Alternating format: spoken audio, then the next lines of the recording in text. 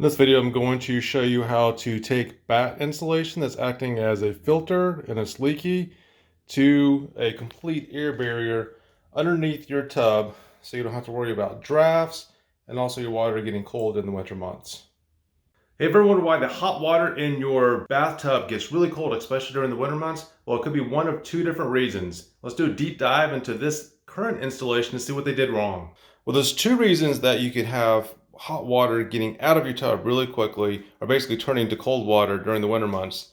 The first reason is you can have a highly conductive material like cast iron, and that tends to allow the hot water to escape quickly. And the second reason is completely avoidable. In most circumstances, this is the outside wall. And this is showing all the insulation on the outside wall. And you may have seen many videos that we've done on thermal bridging. Well, insulation needs to have an air barrier. So the definition of a building envelope is where the insulation barrier meets the air barrier. And in this case, you basically have insulation. You might have some house wrap on the outside. However, especially in this spot right here, you can see where the insulation is pulled up. There's no insulation. So basically you have heat transfer coming through the wall, coming into the space below where the tub was, and it's making it really cold really fast. So what we're gonna do in this repair, we're just doing a tub replacement. We're going to patch up these walls. We're gonna do some rigid foam board, seal around it. That way we can at least try to stop some of the air from leaking through, and our clients will be comfortable when they're soaking in the nice new tub. Now this particular client also complained that the toilet room is getting cold as well. As you can see, we've got an access panel under here, and you can see through that access panel to the toilet.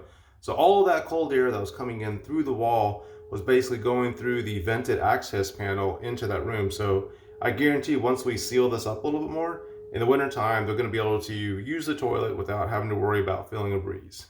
Since this current insulation has a lot of gaps in it, what we're gonna do is pull this out first and then replace it with some rock wool insulation.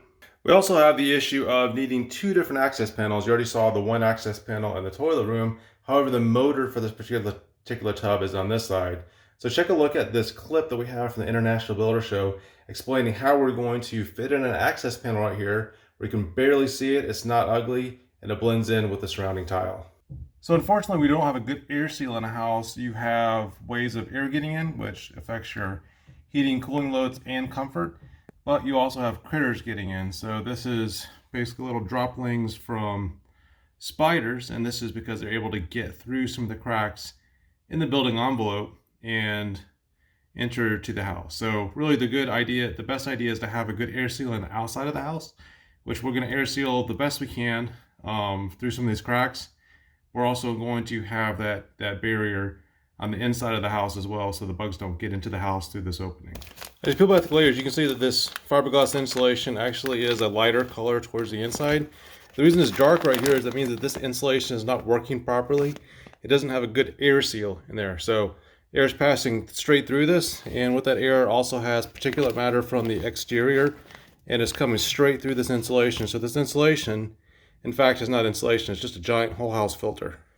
Yeah, this rock wool installation is much tighter than the fiberglass that was previously here. We also don't have to worry about it settling over time because it's molten slag and basalt. Basically, it's rock. Got a piece of rigid foam board in place, and even though it's pretty tight, there are some gaps around the edges, and again, we're trying to create a good air seal. Probably could have used caulked, but all I had on my truck was some extra fire blocking, so we're just going to use a little bit of that around the edges to create a nice little seal.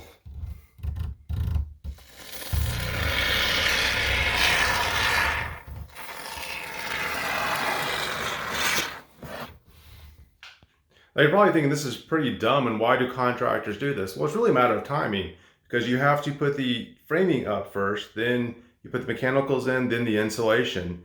Well, unfortunately, probably the best thing that you could have done is add another layer of plywood on top of that to create that nice air seal, but the framers are gone. So after that, the finish guys really aren't thinking about air sealing. They're just putting up the drywall, they're putting up the rest of the finishes, so that, and also the plumbers, they're setting the plumbing in there as well. So basically that is a weak point in the design. So a conscientious contractor, what they'll do is put up some sort of rigid foam board or some sort of plywood if they're a good home builder before the plumbing gets set. That way you don't have any drafts going underneath the tub.